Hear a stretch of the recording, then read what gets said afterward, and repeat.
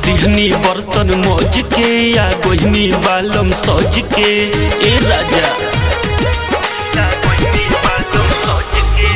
दिहनी बर्तन मौज के आ गोहनी बालम सज के धीरे से गोदी में उठा लो ना। तू खेला के घुघुआ मालपुआ खालो ना। तू खेला के घुघुआ मालपुआ खालो ना। तू खेला के घुघुआ मालपुआ खालो ना।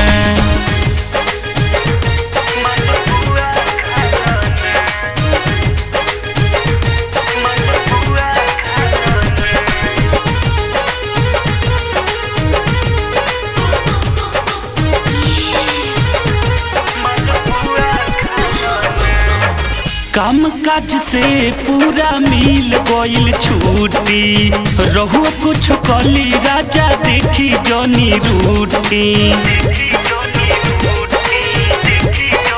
ए राजा काम काज से पूरा मिल गइल छुट्टी रहू कुछ कली राजा देखी जनी रूटी।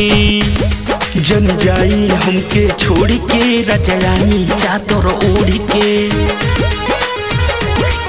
सुनी ना हे राजा।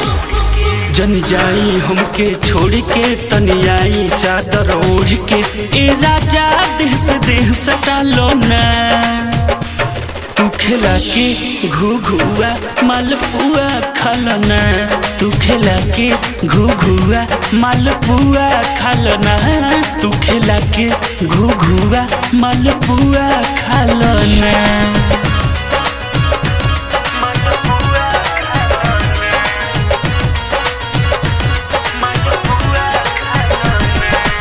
Music by Jai Gurudeva.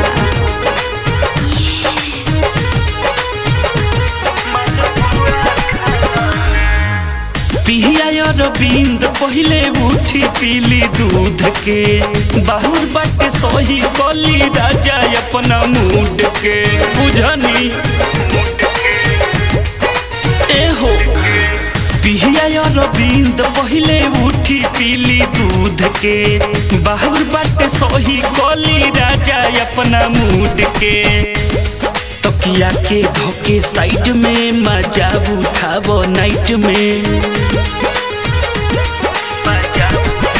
सुनी तकिया के धोके साइड में मजा उठावो नाइट में। हमरा के बहिया में सुता लो ना। तू खेला के घुघुआ मालपुआ खालो ना। तू खेला के घुघुआ मालपुआ खालो ना। तू खेला के घुघुआ मालपुआ खालो ना।